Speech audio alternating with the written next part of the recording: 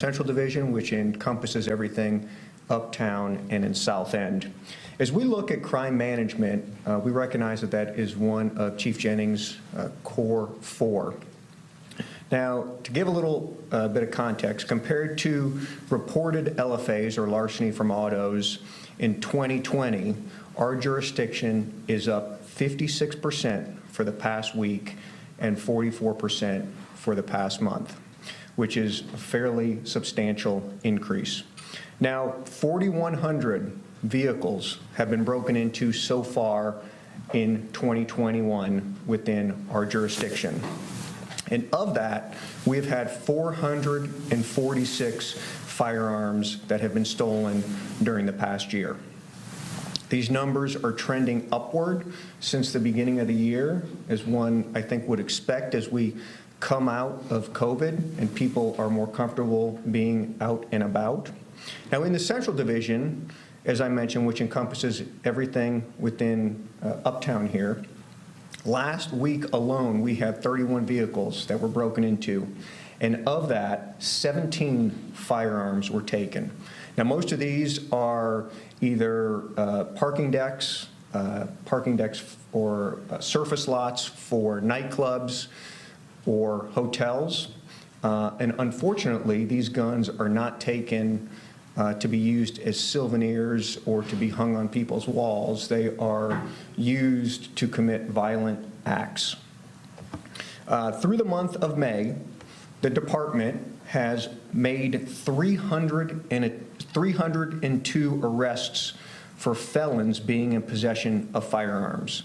Now, during the same time, we have also arrested 40 juveniles for being in possession of firearms. As I mentioned before, the firearms that are taken from vehicles are not used to show off. They're used to commit violent crimes. Now, anyone who drives a car can be a victim of a larceny from auto. So firearms that are falling in to the wrong hands is really instrumental in helping us to prevent this from happening. Now, there are certain tips that all car owners can take. First off is simply do not bring your gun with you when you leave your residence and leave it in your car. But if you do, make sure you utilize a secure lockbox in your car for your valuables if you do not have any other option. Make sure you lock your car doors. Park in a well-lit area. Also, if you're leaving items in your car at your residence, utilizing surveillance cameras, doorbell cameras, those are great investigative tools. Consider installing or utilizing a car alarm, which will help scare off individuals who are looking to break in and take items from your car. And also, if you recognize any sort of suspicious activity, please immediately call 911. Now, we cannot do this as police. We cannot solve this by ourselves. We certainly need our community's input and assistance and help. And with that, I will open it up to any questions that you may have. Most of the time, are they breaking into the car, or the car's just open and they walk up, the doors open? You know, great point. All the above. People are either they recognize that someone, maybe they are sitting up watching and observing someone, try to conceal a firearm inside the car and recognize that that car has a gun. But we are seeing a significant increase in not only larceny from autos, but also in guns being taken. Now, if we look at, compared to 2020, we're up about 54% over the last month, and you would think, well, that's because a year ago everybody was at home and nobody was out and everything was closed. But if you even look at 2019 numbers, we are still up 31%, which is a significant increase. And I don't know if it's the fact that people are not remembering that when they leave home to leave their firearm at their residence, but we really need the community's help and assistance. Has there been any sort of uptick in other violent crimes with more people out and about stealing things like guns from cars? Yeah, I think, certainly as we focus today on the larceny from autos, particularly with firearms being taken, we have had an increase in our homicide rate, and these firearms usually end up being used to commit violent crimes. So would it be fair to say that, the majority of these stolen guns are used for crimes that you end up having to deal with later on? Yeah, certainly. These guns that are taken today, we're going to, real strong likelihood that we will see them later down the line as weapons used in violent crimes that are committed.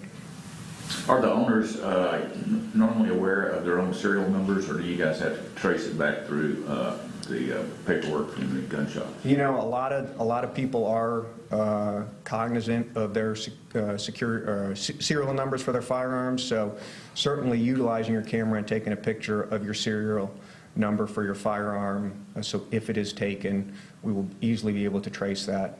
However, I would encourage all gun owners to leave their guns at home.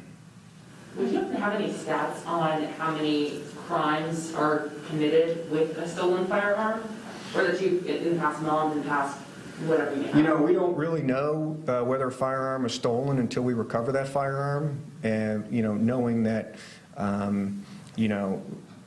really allude to the fact that more than 300 people, felons, have been arrested in the last year.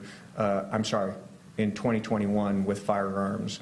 I think that's a real good barometer for giving us some perspective in how many people have firearms that are out there.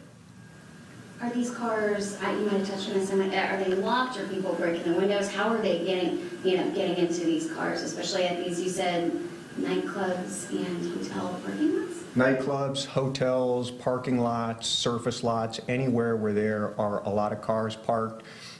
People who are intent on committing these crimes certainly recognize that there are a lot of cars in one particular spot, so they take that. They are utilizing all of the above, breaking windows, checking car doors. Some, cars that have zip-up windows, they're using any way that they can to get in, Jeeps and things like that. So.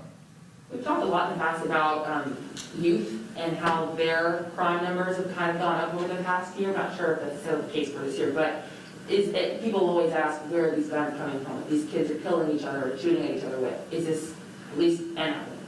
Yeah, I think that's a very good, very easy bridge to get from guns that we're seeing being taken from cars, significant increase, and then we have also an increase in reported violent crime. So you don't have to buy guns when you steal them from cars, so you don't need to have a gun license or go through the background checks that legal, lawful gun owners have to go through. And so I think it's a real easy way to acquire a deadly weapon, like breaking into cars. And I'm sure you've dealt with this in the past. Just from your experience, how have you seen gun ownership climb over the number of years, like percentage-wise? Is it double, triple now? I don't know specifically on gun ownership. I know the Sheriff's Department, they're responsible for issuing those gun permits. From our perspective, from the law enforcement police perspective, all we can go off is the number of times that it's reported stolen from either residence or car, and we are really seeing a very steep increase in firearms that are taken from vehicles. Can I just clarify some numbers that you had said? You said that 440